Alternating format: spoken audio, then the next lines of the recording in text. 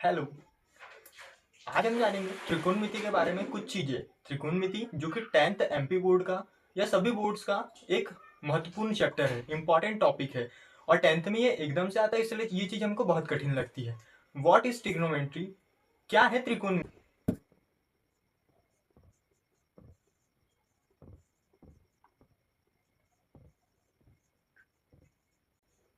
Trigonometry देखते हैं क्या है चीज।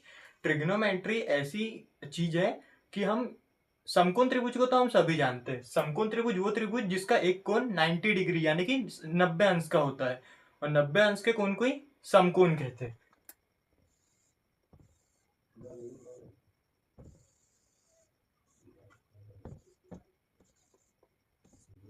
ये हमने एक 90 अंश का कोण यहां बना लिया, तो ये क्या हो गया? एक समकोण त्रिभुज। समकोण त्रिभुज की भुजाओं की माप ज्ञात करने के लिए और इन समकोण त्रिभुज के कोनों को ज्ञात करने के लिए हम किस चीज का यूज करते हैं?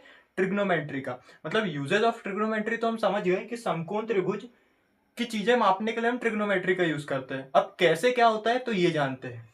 अगर देखिए ये 90 अंश का कोण है, मैं इस कोण के लिए सोचूं, पहले तो हमको ये जानना होगा कि ये लाइनों को यानी कि ये भुजाओं को बोलते क्या है। देखिए वो भुजा उस भुजा को बोलते हैं कर्ण, यानी इस भुजा को तो बोलते हैं कर्ण। और याद रखना कर्ण हमेशा नियत रहता है। मतलब अब मैं बताऊंगा कैसे नियत रहता है। कर्ण हमेशा नियत रहता है, अभी के लिए तो ये ध्यान में रखना।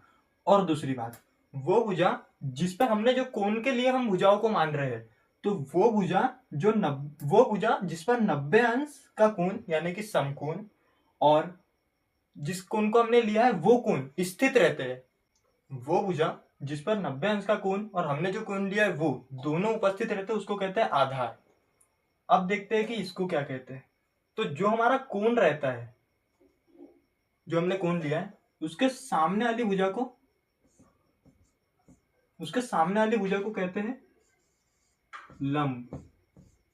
यहाँ पे सबसे ज्यादा कंफ्यूजन बच्चों को ये रहता है, मैं बताता हूँ। अगर ये समझा दिया याले कोण के हिसाब से, तो अब आधार क्या है? बोल रहे जो आधार पे है यानी जमीन पे है वो आधार है, जो खड़ा है वो लंब है, और कर्ण तो हमको पता ही है, सब आड़ी वाली भुजा। तो ये सबसे बड़ा कंफ्यूजन है, क्योंकि हम थीटा इसी को थोड़ी ले सकते हैं, यानी कि कोण सिर्फ इसी को थोड़ी ले सकते हैं।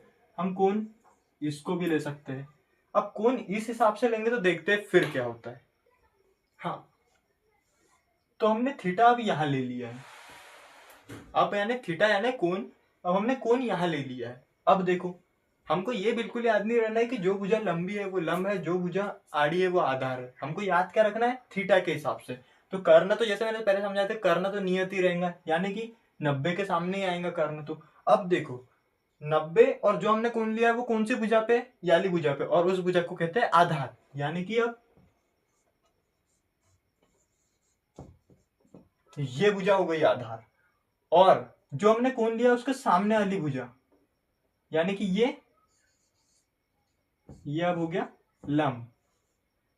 तो यहाँ पे आपको ये चीज क्लियर होना बहुत जरूरी है, क्योंकि 10th में जिस प्रकार के क्वेश्चन आएंगे उसमें सबसे ज्यादा कंफ्यूजन बच्चों को यही होता है। अब हम दूसरी चीजों के बारे में समझेंगे, जो है साइन, कोस और टेन। उसके बाद में कोसेक, सेक और कॉट। तो ये चीजें क्या है? मैंने उस त्रिभुज को मिटा के यहाँ एक छोटा सा त्रिभुज बना लिया, क्योंकि अभी यहाँ पे अपन अनुपात समझने वाले हैं। कुल मिलाकर साइन, कॉस, टेन जो है ये अनुपात है। किनके? भुजाओं के, यानी कि लंब, कर्ण और आधार के कुछ अनुपात है। क्या? Sine cos tan. पहले साइन कॉस टेन को ही देखते हैं क्या है। इसको याद करने की मैं आपको एक बड़ी सी ट्रिक भी बताऊंगा। तो हम ये जानते हैं कि ये क्या है? कर्ण। अभी हम कर्ण को के से, लंब को एल से और आधार को ए से अभी के लिए मानेंगे। कर्ण को मान लिया के, लंब को मान लिया एल और आधार को मान लिया ए। अब देखते हैं कि साइन कॉस टेन कहना क्या चाहते हैं। Sign, sign what is sign? Sign जैसे कि मैंने आपको पहले बताया, साइन कॉस टेन जो है वो भुजाओं के अनुपात है। किन दो भुजाओं के अनुपात साइन है? तो साइन का अनुपात है बटे में साइन बराबर से लंब बटे होता है कर्ण। यहां हमने ले लिया कर्ण।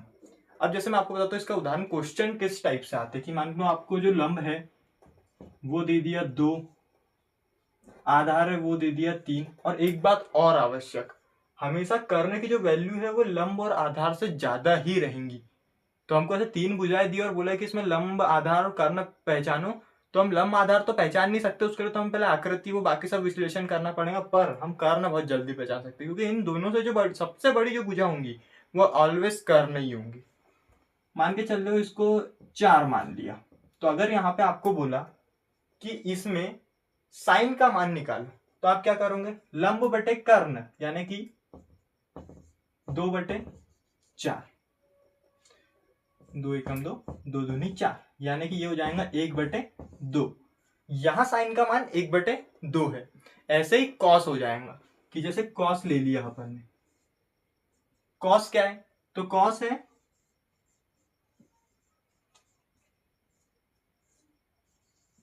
आधार बटे कर्ण, साइन है लंब बटे कर्ण, दो भुजाओं का अनुपात लंब बटे कर्ण, और कॉस है आधार बटे कर्ण, यानी कि कॉस क्या होगा हमारा आधार a 3 और कर्ण है 4, तो कॉस हमारा ये हो जाएगा। अब आता है tan, तो tan जो है, tan हमारा बराबर होता है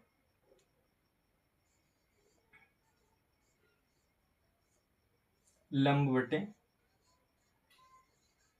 आधार के। लंब क्या है हमारा 2 और आधार क्या है हमारा 3, ऐसे कुछ है। ये अभी मैंने सिर्फ उदाहरण के लिए बताया है, आपके लिए जो इंपॉर्टेंट चीज है वो ये है कि साइन बराबरी से लंब बटे कर्ण, कॉस बराबरी से आधार बटे कर्ण, और tan बराबरी से लंब बटे आधार। अगली वीडियो में हम समझेंगे इसके व्युत्क्रम, यानी कि कॉसेक, सेक और कॉट, जो कि बहुत ही ज्यादा सिंपल है। तो आज के लिए बस इतना ही। आज हमने क्या क्या सीखा एक बार रिवाइज कर लेते हैं। 90 के जो सामने वाली भुजा रहेंगी वो रहेंगी कर्ण, वो भुजा जिसपे दोनों कोण होंगे जो हमने लिया है और 90 अंश वो कहलाएंगी आधार, वो भुजा जो हमने कोण लिया है उसके सामने होंगी वो कहलाएंगी लंब, और सीखा हमने साइन कॉस टैन। तो साइन बराबरी से होता है लंब बटे कर्ण, कॉस बराबरी से होता है आधार बटे कर्ण, और टैन बराबरी से होता है लंब बटे आधार। Thank you for watching.